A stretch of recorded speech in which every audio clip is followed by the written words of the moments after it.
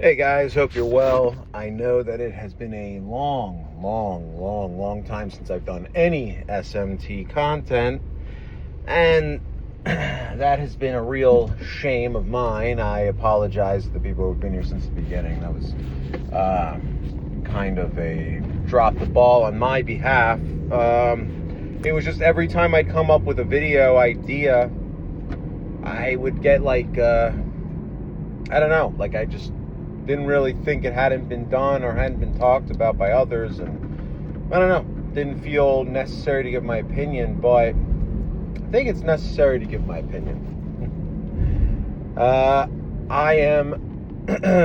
played Persona 3 Reload, everyone's favorite version of Persona 3. It is a fun, addictive version of Persona 3. There's certainly no lying about that. However, I can't say that I finished it.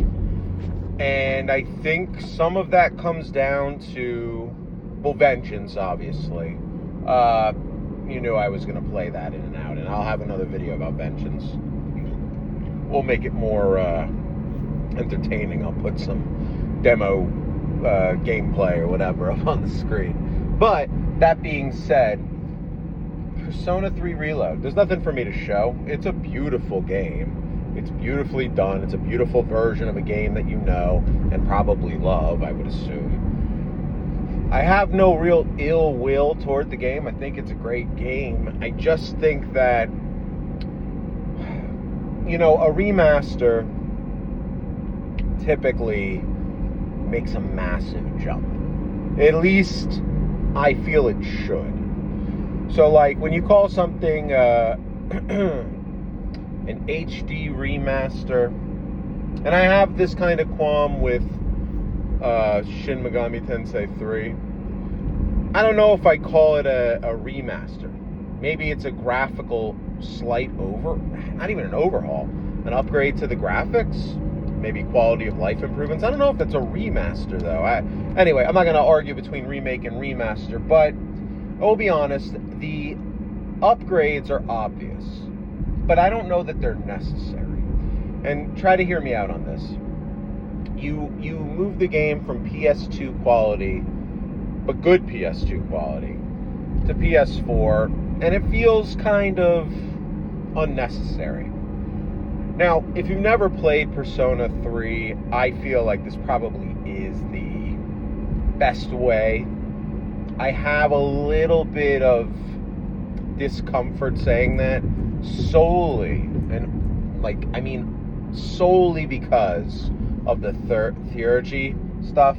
I feel like that makes the game a little too easy. I understand this game wasn't meant to be SMT level hard, but when I first played Persona 3 when I was young, and I'm sure I've talked about this before, back when I was in college. Was I in college? High school? I don't know. Either a senior in high school or a freshman in college. I played this game, and the FES version, and I lost. I died. I was getting killed at different points. I had played Nocturne before, so it wasn't like I wasn't accustomed to a more difficult SMT game. But I was definitely, I lost. I would have to retrace. But part of the joy of playing Persona 3 was the losing, the having to go back to your save point, the starting over, all the anger stuff, the stuff that comes with a typical RPG. And I did, as somebody who's from maybe an era with more difficult or harder RPGs, or if you lose and you didn't save, you're screwed over kind of RPGs, I enjoy that. Now, I feel like the quality of life improvements to Overload definitely don't give you that feeling of a very hard, difficult RPG. Now, that being said, in some ways, I think this might be the best starting point for somebody who's never played a Mega 10 game before. But that doesn't take away from the fact that I feel that it is really, really made too easy at certain points. I remember being in shock at how bad I was at Persona 3 the first time I played it. And again, it wasn't like I had been playing RPGs for a long time. I was a big Lunar 2 fan. I had played Romancing Saga, The Minstrel Song on PS2. I mean, I had played a lot of RPGs on Phantasy Star 1, 2, 3, and 4. I mean, I wasn't like I was new to RPGs. There was a learning curve. And when I picked up, I cannot remember if Nocturne was first or right after or how that happened, because I certainly didn't complete either of these games initially. I think I might have played Nocturne. Beat Matador pretty easily, but the next boss not only killed me, and then I couldn't figure out where to go, and I didn't have time to play it like that yet. But I should have. I enjoyed my time with Persona 3 immensely. I think FES was an incredible experience. Granted, I don't think I beat the game for another 2 years. No, actually, I might not have beat the game until Portable, because so when I got to Nyx, I got wiped out. I had literally spent 2 to 3 hours every time I attempted the fight, and I would end up dying at the end. And I remember one time I was so close, and he fully healed himself, and I just, he controlled, or she controlled one of my healers, and he healed himself entirely, and I keep saying she healed herself entirely, and I lost, and I remember being like, all right, I'm never playing this again. And then I think it took maybe 2 or 3 more years until I picked it up again, started from the beginning, did better, and like Nyx was kind of a joke. Not a joke, it was still hard, but it wasn't like really hard. And I think that was after doing some more harder Mega 10 games like SMT 4 and things like that. But that being said, I mean, I'm a veteran to the Mega 10 world even at that point. But I just remember the joy that I had playing Persona 3 FES, and I got excited for the this Overload. But I feel like something was just Overload.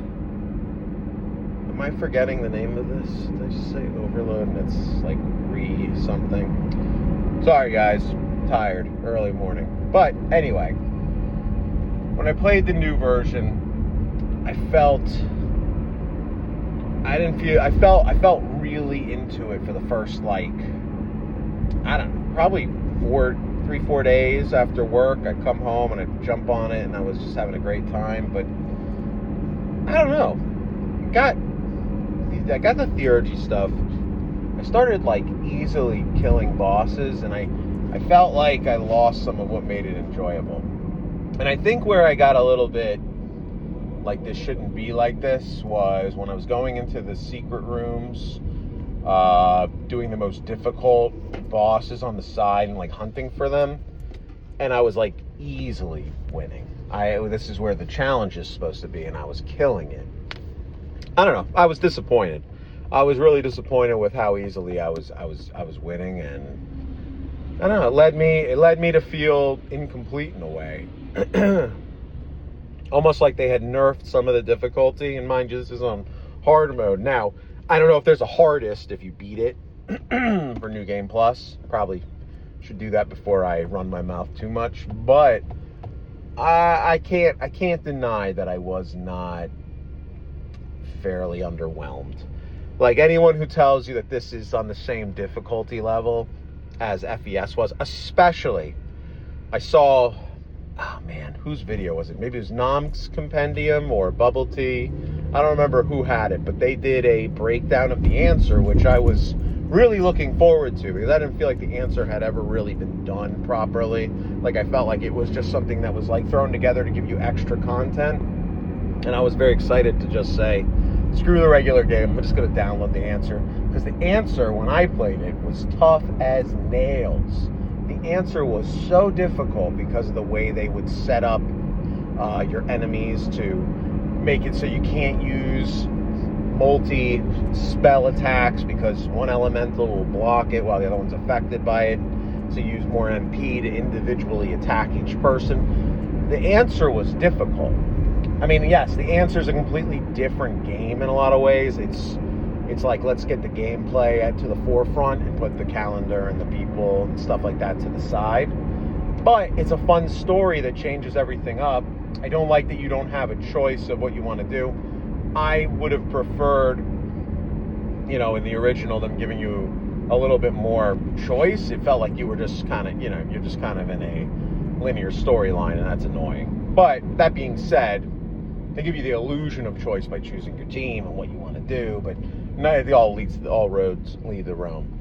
And I was a little bit annoyed by that. But then when I saw Nom's Compendium or Bubble Tea's video that was like about the answer and how insanely easy they made it, and how you can basically get the best equipment early on, and then the game's like nerfed from there, I was like, man, did they really screw this up for the hardcore SMT people or the hardcore Megaten people? Like, this game is supposed to be fun, but you're supposed to be able to have some challenge. That's the whole point in the answer, is a challenging version of the original game. You're supposed to be an expert, essentially, at the game at this point. And then you're going to make it easier? I mean, what a joke. What a really strange decision by the developers to have mass appeal but kill like what makes it fun for your longtime fans. I don't know. Bad decision making all around, in my opinion. They should have had like an extreme version where you can't farm the good items or something like that to balance out the difficulty. But I don't know.